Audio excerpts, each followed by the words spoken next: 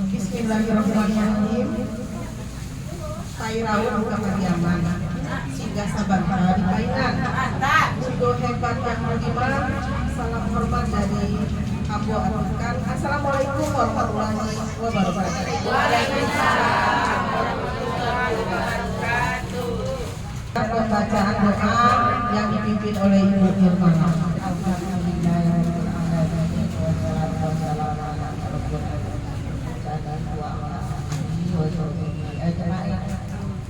Allahumma shalli wa sallim wa barik ala sayyidina Muhammad fil awwal wal akhir wa salli wa sallim wa barik ala sayyidina Muhammad wal mursalin wa salli wa sallim wa barik ala sayyidina Muhammad wa barik wa salli wa sallim wa barik ala sayyidina Muhammad fil malaikati ila yaumiddin.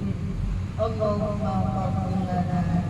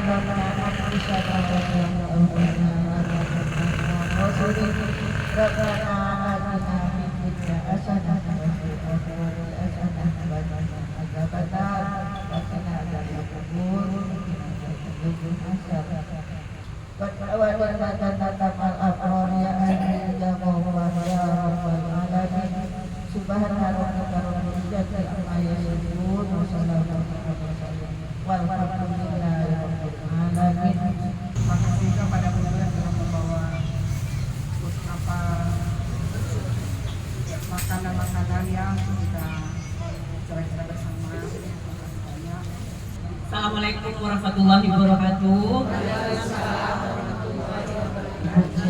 Nama saya Dr. Detri Alvira, sekarang bertugas di Puskesmas Setajuraya. Melihat audiens saya banyak ibu-ibu, kebanyakan wansing ini termasuk tinggi angka untuk penyakit hipertensi dan diabetesnya.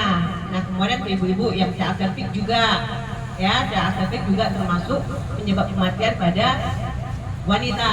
Nah, CA cervix itu Bu, kalau kita kena, jangan sampai sebenarnya itu cobaan kita itu luar biasa kalau udah kena CA cervix. Tadi 3, hipertensi, diabetes, CA cervix biasanya. Kemudian masalah wajah juga saya ini kan biasanya. Jadi tergantung audiensnya nanti di mana pertanyaannya akan saya tampung. Nah, untuk sekarang saya mencoba dulu ibu-ibu yang ada di sini, apakah ada penyakit hipertensi? Ada. Boleh Bu tunjuk tangan ibu-ibu yang di atas tensinya 130 lah, atau 140 ke atas ada ibu? Belum pernah cek? Nah, sekarang cuma saya tanya, adakah yang tensinya kalau dicek di atas 140? Coba Bu tunjuk tangan dulu. Di atas 140? Ada. Sedikit Bu? Cuma sedikit? Berarti rata-rata normal? Ya, 120? Kada dicek Bu. Wah, berarti nggak tahu kan kesalahan kita selama ini. Kita cek ketika kita Dan ketika itu biasanya sudah terlambat, ya. Nanti ada istilah, oh dia stroke mendadak, ada ya Bu ya. Oh dia meninggal mendadak di kamar mandi misalnya. Oh dia lagi main voli, main badminton, tahu-tahu meninggal, ibu itu, bapak itu, ada ya Bu ya. Banyak O-nya meninggal mendadak, iya kan? Kenapa? Kesalahan kita rata-rata bangsa Indonesia ini, kita lah di sini khususnya di Puansi ini, kesadaran untuk mencek tensi, gula darah itu sangat minim. Kolesterol, asam urat sangat sakit dulu, ada demam dulu. Nah nanti itu pun kadang, maaf cakap, bukan merendahkan tenaga kesehatan yang lain, kadang kebidan. Dengan gula yang tinggi misalnya ditemukan saat itu, dengan tensi yang tinggi misalnya ditemukan saat itu. Yang mempelajari tentang pengobatan itu dokter, bukan nakes yang lain. Ya, nah sekarang ini kan banyak nih nanti buka praktik di sana misalnya yang bukan dokter, masa di situ cocok, di situ banyak pasiennya misalnya nih Bu ya. Memang obatnya tibanya itu otodidak. Dia menyontek, ini dokter ngasih obat ini diteruskan, nah tapi untuk masalah dosis dia tidak tepat. Nah itu kesalahan. Seharusnya nih pasien tensi ini tidak boleh minum obat ini. Nah ada satu obat dewa namanya, apapun jenis penyakit itu ada selalu itu untuk di bidan biasanya ya. Ini nggak boleh buat tensi, nggak boleh. Untuk orang muda ini nggak boleh. Ini pasien hipertensi. Obat tensi dikasih, obat untuk naikkan tensi juga dikasih, obat gula dikasih, obat untuk menaikkan gula juga dikasih. Itu yang terjadi sekarang ini, ya. Jadi ibu-ibu sekarang yang belum tahu tensinya berapa, coba datang ke puskesmas. Ya, kan itu punya BPJS ya Bu? Punya ya Bu ya? Punya kan? Jangan nanti datang ke puskesmas hanya, dok saya minta rujukan dok, perut saya sakit, nah saya sesak napas, ulu hati saya sakit, udah berobat kemana-mana nggak sembuh-sembuh dok, saya pengen periksa ke dokter penyakit dalam misalnya kan. Selalu puskesmas menjadi tempat sasaran minta rujukan, ya. Puskesmas itu ada preventif, tujuannya ada dibuat oleh pemerintah untuk pencegahan penyakit, ya. Jadi ibu boleh datang ke puskesmas, ibu yang punya BPJS, dimanapun SKTP-nya, mau di klinik, mau di puskesmas, datang ke sana, nanti bukan berobat. Saya hanya ingin kontrol tensi, bilang kayak gitu. Saya ingin melihat tensi saya berapa. Boleh jadi BPJS itu ada jatah kita pemeriksaan gula 1 kali 1 bulan. Nah gitu ya Bu ya. Mungkin aja nanti datang aja nanti ke puskesmas. Kenapa saya bercerita tentang hipertensi, tentang gula di puskesmas dimanapun saya bertugas, itu rata-rata kunjungan sehari itu selalu banyak untuk hipertensi dan gula. Dan ada nih kalimatnya, tensi misalnya 180, 70 per 60, 100, 200 malahan. Tapi pasiennya datang nih, dok saya biasa tensi segitu dok, udah biasa saya. Nah itu ya, dengan tensi 200 misalnya ya Bu ya, masih bisa beraktivitas, itu sebenarnya tidak bagus.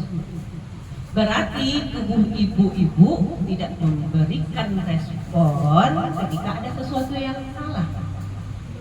Lebih baik lagi ketika kita tensi naik sedikit nih, 150 atau 140, sakit kepala, coba cek tensi dulu kan gitu ya Bu ya.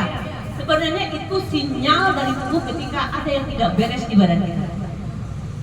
Dia memberikan sinyal berupa sakit kepala misalnya, atau tidak enak badan, atau oyong misalnya. Maka ibu-ibu datanglah pergi berobat, kan gitu.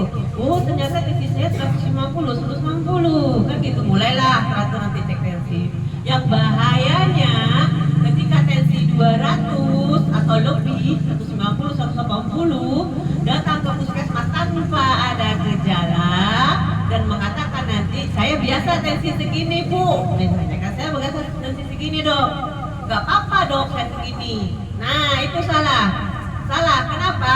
Ibu bayangkan selang air ketika kita menyiram tanaman, karena ini kita siramkan Bu ya, dengan keran yang tinggi, dengan tekanan yang tinggi, bagaimana tanah itu lama-lama?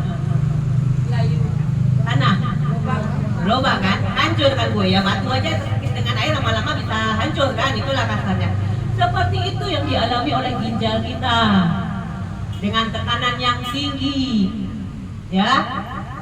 Ada lagi yang anehnya, udah dibilang sama dokter, ibu kalau misalnya tensinya tinggi ini harus minum obat tensi terus, kan gitu. Nah nanti begitu kita kasih obat 1 bulan nggak diminum, alasannya apa? Takut ginjalnya rusak, ya kan Bu ya? Sering kayak gitu kan? Atau telinga saya peka jadinya dok kalau makan obat tiap hari, gitu ya Bu ya? Kebanyakan seperti itu kan masyarakat kita. Itu yang saya bilang tadi. Hipertensi, minum obat tensi, minum obat gula itu mencegah terjadinya ginjal rusak. Ya, mencegah Ibu. Kalau minum paracetamol, minum Bodrek, minum apa lagi, obat rematik, yang lain-lainnya, itu baru merusak ginjal. Kalau obat tensi, obat gula itu menyelamatkan ginjal. Yaitu tadi dia mengurangi tekanan. Gula tinggi, ada lagi nih pasien. Gulanya berapa ya? 400, 500 gitu ya kan Bu ya. Nah, minum obat. Nah, minum obat nih. Jadi datang lagi. Kok gak turun-turun? Bu cuma masih makan obat nih Bu. Kata dia kan, kasih obat, kok gak turun-turun. Oh ini gak mempan nih, gitu kan obatnya. Kita rubah lagi dosisnya. Itu gunanya ke dokter ya Bu ya. Kalau dokter itu dia mengkaji pasien dulu dosis ini tepat gak, gitu kan. Jadi tak langsung dibom. Nanti datang lagi ya Bu, kontrol. Nah gitu selalu itu kalimat dokter kan selalu gitu. Nanti ketika misalnya sudah dinaikkan dosisnya dan ternyata gulanya masih tinggi, nah kembalikan lagi, kenapa gula itu tinggi? Logika kita Bu, ibu-ibu ini harus mengetahui apa sih penyebab gula itu tinggi di darah. Kan yang kita cek itu darah kan ya Bu ya. Nah darah kita ditusuk di sini, diambil, dicek gulanya. Prosesnya orang penyakit gula yang DM itu apa yang kita makan? Kita makan nasi, makan kue, makan apa, nanti dirubah menjadi glukosa ke dalam darah kita. Nah, pada orang diabetes dari gula darah itu dirubah ke sel namanya insulin. Nah, orang diabetes insulinnya ini rusak, perubahnya ini rusak, otomatis dia makan ini, makan itu, menumpuklah di darah glukosa tadi. Orang gula kan banyak ya Bu, makan dia bukannya tambah gemuk, kok kurus. Kan ciri khas awal kalau orang penyakit gula, nanti nampaknya teman-temannya misalnya nih Bu, ibu sering kan, kok tambah kurus ya si A ini ya. Coba lah cek gulanya dulu kan gitu ya kata kalimatnya ya Bu ya. Kenapa? Karena yang dimakannya itu tidak menjadi tenaga, tidak menjadi otot. Menumpuk dia di darah tadi. Makanya harus ditentukan dengan minum obat gula. Normalnya kalau kita tidak puasa itu 140 batas paling tingginya ya. Kalau kita puasa misalnya kan ada nih kadang suruh cek gula atau cek darah, puasa dulu ya Ibu ya misalnya ya. Puasa misalnya selama 10 jam dari jam 8 malam, jam 10 malam sampai pagi misalnya sampai jam 8. Nah kalau darah puasa itu 110 paling tingginya. Penyakit gula ini jahatnya dia ketika dia sudah kena ke ginjal, kita sudah dibuatnya cuci darah, baru dia turun sendiri dia. Jadi tidak perlu kita makan obat gula lagi, tapi sudah ginjal kita tuh sudah rusak. Itu jahatnya penyakit gula dan penyakit hipertensi ini. Ya. Saya waktu-waktu kali nih, untuk usia 40 ke atas, mulailah cek tensi, cek gula darah, kolesterol, asam urat. Kalau untuk kolesterol dan asam urat itu rata-rata dari pola makan. Ini kolesterol, ya, ini bakar, ini kalori, ini itu kolesterol.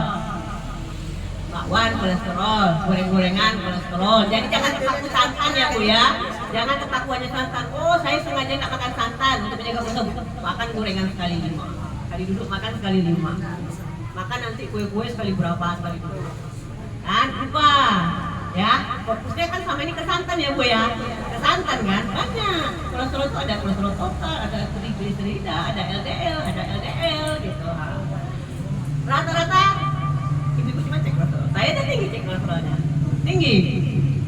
Karena makan, karena memang dulu ya jarang olahraga kita kan. Nah itu yang menyebabkan kolesterol kita tinggi. Nah kalau kolesterol jahatnya kemana? Ya, dulu, zaman-zaman dulu yang banyak meninggal mendadak, bapak-bapak Bu ya. Kenapa? Karena rokok yang dikejarnya, yang meninggal mendadak itu kan penyakit jantung, yang menyebabkan kematian mendadak itu PJK, namanya penyakit jantung koroner. Jadi yang diserangnya itu pembuluh darah jantung. Kenapa pada merokok? Karena menempel ya di itu, ya. Nah kalau kolesterol dia menumpuk di pembuluh darah jantung kita itu Bu, menumpuk dia, nanti semakin menumpuk nanti ada timbul plak, nah itu lepas, itu yang menutup ke pembuluh ke jantung kita nanti sehingga menyebabkan kematian mendadak. Kadang saya nih kalau mendengar di masjid nih dari lawai dari Jawa, saya dengar nih usianya berapa? Banyak sekarang kan umur 40. Lagi kemarin masih banyak muda-muda yang ini. Kemarin masih main, masih main tenis, masih aerobik. Tahu udah mendengar innalillahi misalnya itu rata-rata dari kolesterol, dari penyakit, dari PJK tadi. Penyebabnya rata-rata dari kolesterol tadi. Di situ rata-rata. Ya, bapak-bapak juga kayak gitu. Ya, gejala awalnya ibu banyak yang seperti merasa masuk angin. Ya kan? Kemarin ada nih kebetulan saya juga dokter di lapas. Tahanan itu dia serangan jantung. Nah, pas dilihat banyak kerokan di sini, banyak kerokan. Artinya dia merasa seperti masuk angin, tidak nyaman di sini, menyesakkan di sini kan, seperti masuk angin di kerok-kerok. Banyak kerokan berarti dia sudah merasakan gejala berulang-ulang, tapi tidak tahu kalau itu adalah mulai serangan awal untuk penyakit jantung koronernya. Terasa tidak nyaman jantung kita sebelah mana Ibu? Sebelah kiri. Ya, tapi ada loh sebelah kanan. Saya selama menjadi dokter pernah sekali ketemu pasien jantung sebelah kanan. Nah Allah kan sebelah kiri, Allah ngasih. Jadi waktu itu saya cari sebelah sini. Beliau melihat ekspresi saya heran. Ibu, cari jantung saya ya? Kata dia, sebelah kanan Bu, kata dia. Ternyata jantungnya sebelah kanan. Ada baru, berapa tahun saya jadi dokter? Sudah 20 tahun lebih. Sebelah kanan ternyata satu orang saya ketemu, jantungnya sebelah kanan. Itu kuasa Allah. Ya seperti itu Ibu, sebelah kanan dikasih Allah jantungnya. Saya nggak tahu bagaimana kelanjutan itu, nggak tahu. Karena waktu itu kebetulan datang sekali aja ketemu dengan saya. Itu baru seumur hidup saya ketemu jantung sebelah kiri. Jadi untuk gejala jantung Ibu itu rasa tidak nyaman di dada sebelah kiri. Saya pernah merasakannya karena saya kolesterol. Jantung sebelahnya rasa tertekan gitu loh Bu. Bukan sakit ya Bu ya. Kalau misalnya terasa sakit masih bisa ditunjuk dengan satu jari. Kan ada sakit dada misalnya Bu ya. Sebelah mana sakitnya? Nah, kalau dokter kan gitu nanya sebelah mana sakitnya Bu? Sini kata dia kan, kalau masih bisa ditunjuk satu jari berarti hanya otot biasanya. Tapi kalau pasiennya mengatakan Ibu sakit jantung, merasa tidak nyaman dadanya sebelah mana? Sebelah kiri. Yang mana Bu bagiannya? Sini dok, dengan ini tangan kan? Nah berarti dia luas. Nah itu bermakna bagi seorang dokter untuk menegakkan diagnosanya. Jadi kalau seandainya ibu mengalami hal seperti ini, bawa istirahat, tarik nafas dalam. Kalau bisa dibuat seperti batu gitu. Tujuannya apa? Untuk memasukkan oksigen banyak ke dalam sini. Intinya istirahat dulu, tarik nafas dalam, rilekskan, jangan panik. Nah kalau kita kan banyak paniknya, hilang akal semuanya. Apa yang terjadi nanti hilang akal semuanya. Padahal sebenarnya dengan ketenangan kita bisa berpikir dan itu menyelamatkan nyawa kita juga. Ya, itu salah satu gejala untuk jantung. Mulai sekarang coba aja cek kolesterol dulu, tensi, gula darah, kolesterol. Ya, kalau untuk puskesmas paling satu nanti boleh jatahnya 1 bulan satu ini pemeriksaan darah. 1 kali pertemuan. Ya, datangi aja puskesmas. Kalau saya senang pasien saya datang ke puskesmas. Jadi rata-rata pasien saya pun senang ketemu dengan saya. Karena kita banyak bertanya. Nah, terus ini ini Bu, penyakit gula ada di sini. Berapa bulan terakhir Kak? Berapa bulan terakhir? 300. Kadang orang gula ini bandel-bandel ya Kak ya. Ya kan? Bandel-bandel orang gula ini memang itu eranya. Ya, orang gula ini pelapar. Kenapa ya? Karena tadi itu Bu, dia nggak masuk. Yang dimakan itu nggak masuk ke sel. Jadi gampang lapar, gampang haus. Makan aja bedanya kayak. Kalau saya biasanya member dengan pasien saya. Jadi kalau di puskesmas, ibu ini jangan lama-lama ke pasiennya. Bagaimana nggak lama? Karena kalau kita sakit apa Bu? Kontrol gula dok. Saya kasih gula, udah selesai. Kan pasiennya nggak tahu apa yang harus dilakukan, apa yang harus dihindari, bagaimana seharusnya kan nggak tahu. Ini misalnya nih kakak nih, minum stres itu nggak boleh. Orang gula mana boleh minum kayak gitu. Manis saja nggak boleh. Minumannya paling kalau minum gula berarti gula jagung. Kalau pengen ini nggak boleh, ini berapa kalori nih Bu? Berapa gulanya nih kali buat? Apa susu lagi kan? Nah, Saya takut begini. ya, ada usahakan Bu, usahakan ya. Kita kan ibu punya HP nih masing-masing. Kita harus pintar searching apa nih makanan yang biasa kita makan. Ini berapa kalorinya, ini berapa kalorinya. Indomie misalnya, berapa kalori Indomie goreng dengan Indomie rebus berapa kalorinya. Harus tahu. Kalau orang gula dia memang harus paham dia yakin begituan. Boleh makan tapi dalam porsi berapa gitu Bu ya. Habis itu kalau orang gula ada nggak kan?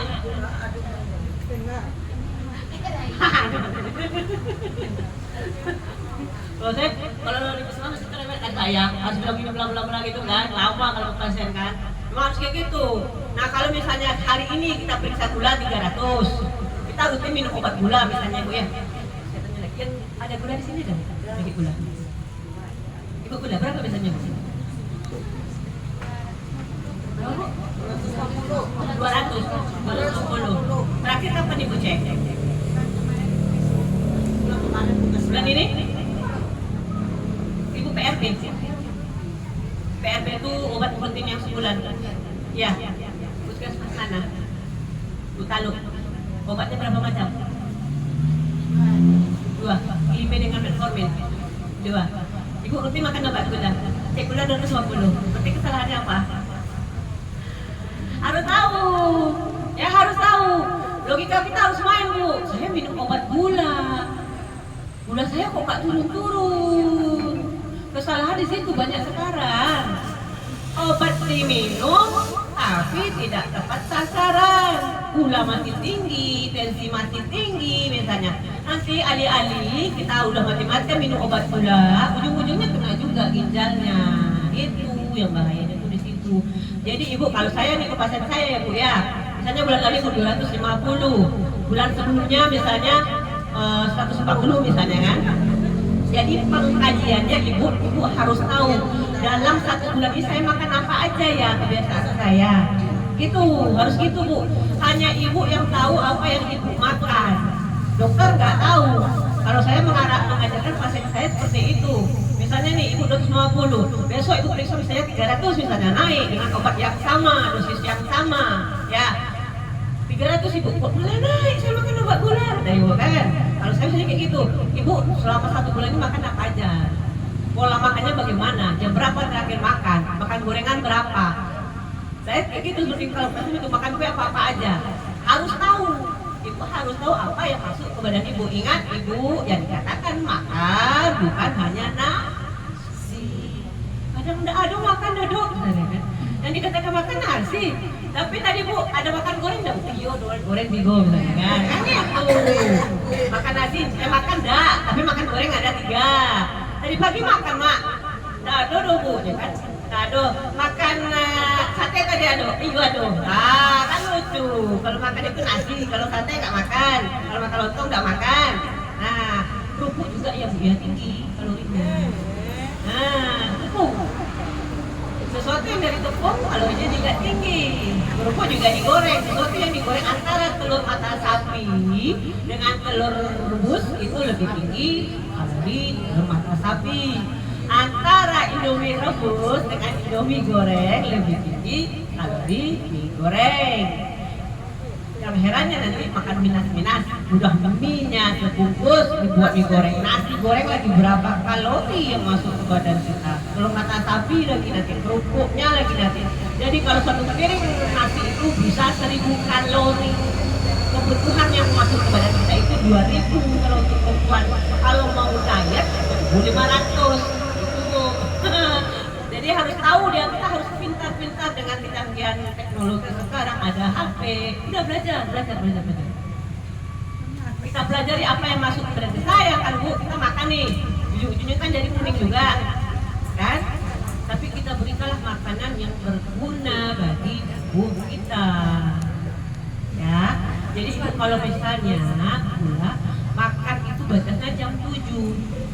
Antara tidur dengan makan batas jam itu 3 jam sebaiknya jaraknya. Ya. Ada kemarin saya baru baca, ada di berita, ada kebiasaan perempuan ini dia kena gagal ginjal. Kebiasaannya hanya minum air putih. Tapi tengah malam 2 gelas sehari. Dia terbangun minum air putih 2 gelas, kemudian tidur lagi. Kenapa? Kena ginjalnya. Kita tidur, ginjal disuruh bekerja. Itu dia. Jadi ketika kita tidur, usahakan semuanya istirahat. Organ-organ kita nih, jadi jantung ya, kita istirahat. Ya, kita jantung jantungnya disuruh istirahat. Semuanya itu mulai dia kurangi dia aktivitasnya. Ini kita mau tidur, makan dulu, ada kayak gitu ya Bu ya. Lapar tuh jam 10-an, berarti jam 10 jangan makan, ya gitu, jangan tidur, langsung tidur. Jadi ada triknya, kalau lapar tengah malam, ibu rebus aja telur, rebus 2. Kalau takut kolesterolnya tinggi, putihnya aja yang dimakan, makan sekali 2 atau 3, itu dia. Harus pintar-pintar lah. Kalau protein kan kita makan kan bagus untuk tubuh kita. Ya Bu, sekarang ibu kan udah mulai sakit lututnya kan, sakit tumitnya kan. Nah, kan sudah mulai berkurang. Faktor usia berkurang jatah dia berkurang. Nah, makan kita kan masih itu. Dari tahun ke tahun pola makan itu aja, yang masuk ke badan itu aja. Kan sepotong kadangnya. Kadang nggak memperhatikan apa gizinya. Karasa lebih mahal kadang dari telur bubur karasa mahal ya Bu ya. Mahal karasa itu kiranya kan, tapi gizinya mana? Nggak ada. Udah dijemur lagi, udah dinaik, udah terangkat semua dan gizinya kita makan. Jadi enak kan? Udah mahal, enaknya hanya di lidah, hanya pembangkit selera. Boleh makan itu tapi dampingi dengan proteinnya. Kebutuhan kita ini Bu sama kayak anak-anak lagi. Ini anak-anak bagi susu, bagi makanan begitu kita di usia kita ini kan bertambah, otomatis dia harus bertambah juga suplemennya masuk ke dalam. Kita sering lupanya di sana. Minum susu kan gitu kan, tak biasa minum susu kan gitu Bu. Susu itu bagus, susu kambing itu lebih bagus, karena kalsiumnya lebih tinggi dia. Ya, mulai tulang-tulang itu, dikasih makan dia dengan kalsium. Ya, tumit sakit kadang, yang disalahkan nanti asam urat, bukan karena asam urat. Udah mulai dia, pengsel pintu itu sudah mulai berbunyi-bunyi dia. Ya, apanya ini mulai berkarat itu aja Bu ya, itu dia ya. Kalau yang sering sakit tumit ada. Nah, yang sering sakit tumit coba hitung berat badannya dengan tinggi badannya. Ya. Nah, normalnya Ibu ya, bisa serat tinggi badan dikurang 100 plus minus 10%. Nah, yang sering sakit tumit coba nanti hitung. Misalnya nih saya kebelasan sekarang ini, saya berat 70 memang kebelasan. 70, tinggi 165. Seharusnya saya paling tingginya 72. Bentar lagi saya mau overweight nih. Nah, harus saya jaga. Memang harus dijaga. Tak bisa tidak. Bukan karena untuk penampilan, tidak untuk kesehatan. Jadi jangan ada istilah biar aja gemuk, tanda makmur, tanda sehat, tanda bahagia. Nah, kan ada kayak gitu kan? Nah, gitu. Jadi mulai. Kenapa? Itu tadi. Karena bisa banyak mengundang penyakit. Ya Bu ya. Nah, kalau saya memang seperti itu ke pasien saya tengok nih. Keluhan apa? Sakit lutut. Saya tengok dulu tinggi badan, berat badan, ibu kelebihan. Saya bilang, udah selesai masalah saya. Cek asam urat dok, enggak normal itu asam urat saya bilang. Motor juga bisanya pengen cek. Saya cek, kan normal saya bilang. Karena memang ibu masak berdiri kan. Nah itu dia. Tumit kita yang kecil itu menanggung beban berapa kilo kelebihan. Nah, pantas sakit kan? Pagi bangun tidur sakit, merangkak. Nah, menjelang bangun tidur aku, habis itu udah aman tadi kan? Nah itu dia. Jadi mulai sayangi diri kita. Makan makanan yang dibutuhkan seusia kita. Kita butuh kalsium, vitamin tambah darah juga perlu. Jangan pas ibu hamil aja rajin minum tambah darah. Ibu hamil itu sekarang pun gitu kan, pas hamil rajin minum tambah darah. Udah melahirkan nggak ada lagi minum vitamin. Padahal saat setelah melahirkan menyusui, vitamin darah kalsium juga dibutuhkan. Kita juga butuh, ya minum vitamin tambah darah sekali seminggu misalnya. Kalsium itu mesti dari susu juga bisa, dari kalsium tablet juga bisa, boleh. Konsumsi vitamin B, kalau B kompleks itu neurotropik fungsinya untuk mengurangi persarapan nyeri-nyeri. Ya. Terus nanti kalau ibu juga butuh kolagen, jadi jangan mentang-mentang nanti bukan untuk kecantikan saya biasa aja lah. Nah, kolagen itu juga dibutuhkan oleh tubuh kita, untuk sendi-sendi kita juga butuh kolagen. Ya. Kolagen juga butuh juga minum kolagen.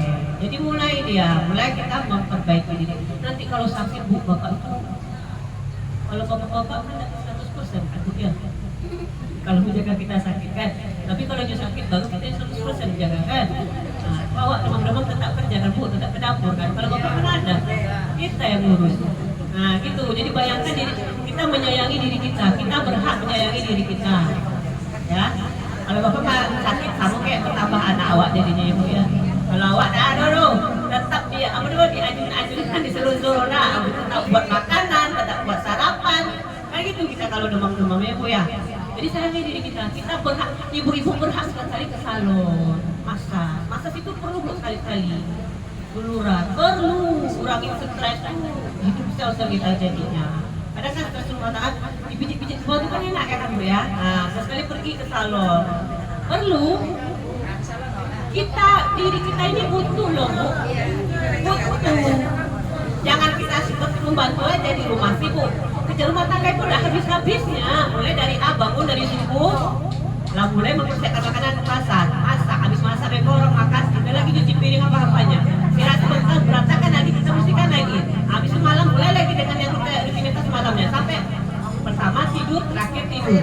Pertama bangun, terakhir tidur ya bu ya. Pertama bangun kita, terakhir tidur awak boleh. Kan gitu. Kapan kita untuk diri kita? Nanti pulang ini habis itu bilang ke bapak. Bilang ke bapak di rumah.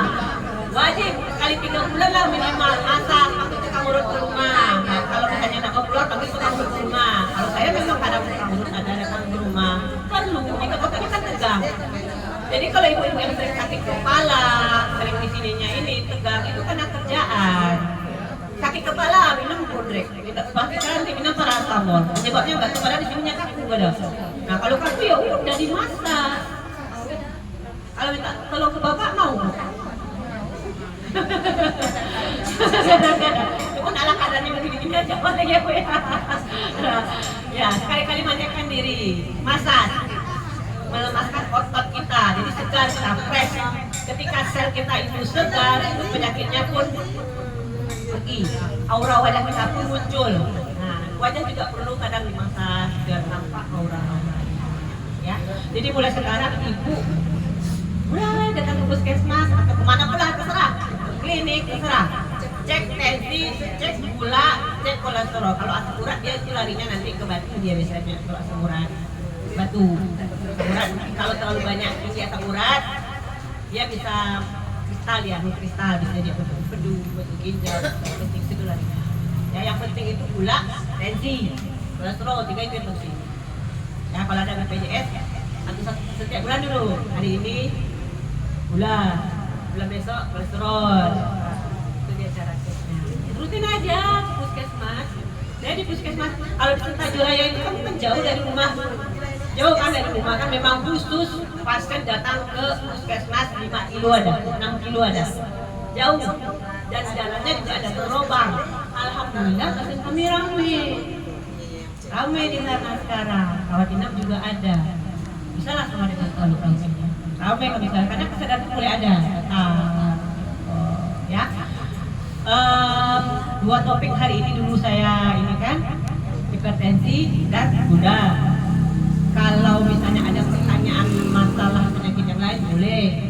Saya akan membuka sesi tanya jawab karena sepertinya lebih enak tanya jawab karena mungkin ada permasalahan di kulturnya yang bisa disampaikan. Kalau konsul ke dokter di luar mah ya Bu ya konsul 100. Di sini gratis. Nah, itu ibu-ibu yang mau bertanya boleh, mau masalah wajah, mau masalah flek wajah, mau masalah hipertensi boleh, atau mau buat wajah seperti apa juga boleh terserah. Mau anak saya, anak ujang saya banyak